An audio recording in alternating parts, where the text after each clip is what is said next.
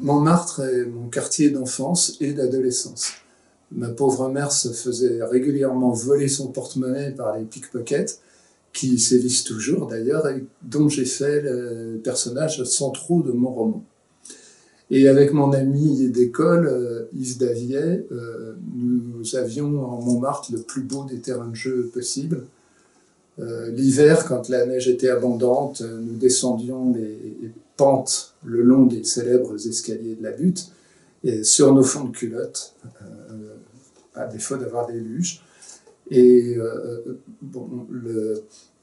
à l'angle des magasins de tissus, on ramassait les bobines sur lesquelles il n'y avait plus le tissu, des bobines en carton assez longues, et on en faisait des épées avec lesquelles on avait des duels sauvages dans les rues de Montmartre.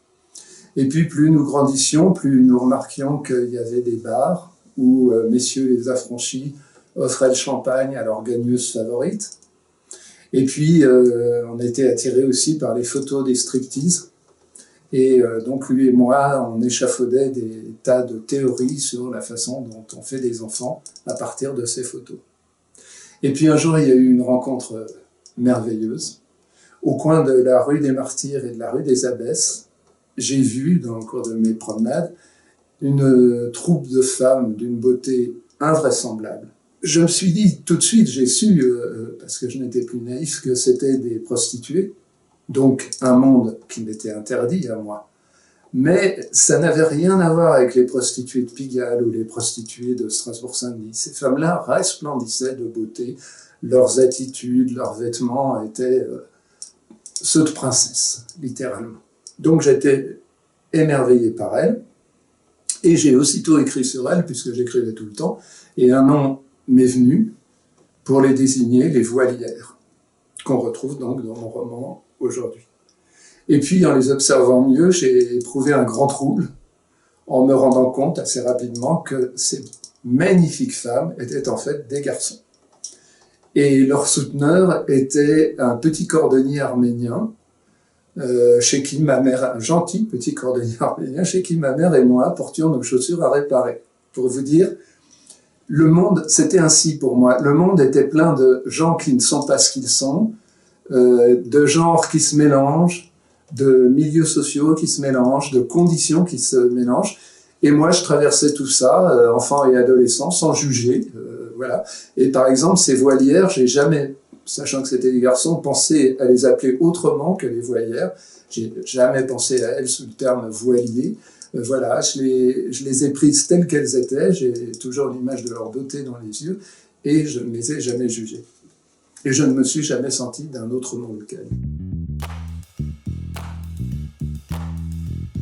Alors, avec une amie, on a imaginé, quand ça a été le 150e anniversaire de la Commune de Paris, et bon, vous savez qu'elle a commencé à Montmartre, justement, de faire une promenade, des promenades, sur les traces de la Commune de Paris pour montrer où s'étaient passés les événements, pour illustrer de façon vivante la façon dont s'était déroulée la Commune de Paris.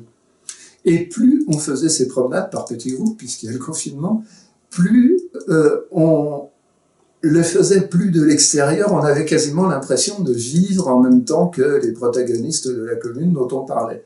Par exemple, quand Louise Michel découvre les troupes de Thiers qui vont enlever les canons, et qu'elle court, eh bien, nous, on dévalait avec elle l'escalier de la rue, aujourd'hui qui s'appelle Utrillo, on allait rue Muller, et au bout, il y avait les fédérés du poste du Château Rouge, et on les alertait avec elle, et on remontait avec elle pour empêcher que Thiers enlève les canons. Bref, voilà, on était complètement dedans, et ça m'a donné l'idée d'inclure ces personnages, cette fois-ci historiques, dans mon roman. La troisième dimension, c'est les rêves. Les rêves que nous faisons quand nous pensons à une société future. Qu'est-ce que sera le monde demain? En essayant d'imaginer une meilleure qu'il n'est. Et ces rêves, ce sont précisément les rêves pour lesquels les communards ont lutté jusqu'à sacrifier leur vie. Et donc, ils me réclamaient, je ne pouvais pas imaginer de faire le roman sans parler de cette troisième dimension qui est une dimension d'utopie. Parce que sur ce confetti, c'est un confetti la butte Montmartre à l'échelle de l'univers, on trouve des choses merveilleuses, on trouve des artistes, on trouve des musiciens, on trouve le théâtre, on trouve 100 000 choses qui font la beauté de l'esprit humain, et comme un concentré. Et cette floraison d'intellectuels, d'art, elle coexiste avec le Montmartre interlope, des pickpockets, des souteneurs, des mauvais garçons. Et ça me fait toujours penser aux pommiers qui finissent les intermittences du cœur, le célèbre passage de Marcel Proust. Ces pommiers qui ont les pieds dans la glèbe humide, mais qui ont leur frondaison dans le ciel, avec une blancheur éblouissante et toute la majesté qu'ils peuvent avoir. Oui, sans doute, mais en même temps, ça a été un vrai bonheur.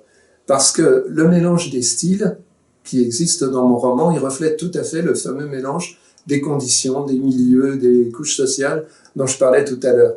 Et dans mon langage, dans le langage que j'utilise dans le roman, eh bien la poésie, des purs moments de poésie, côtoie des purs moments sordides, disons, et puis l'argot côtoie le langage le plus soutenu.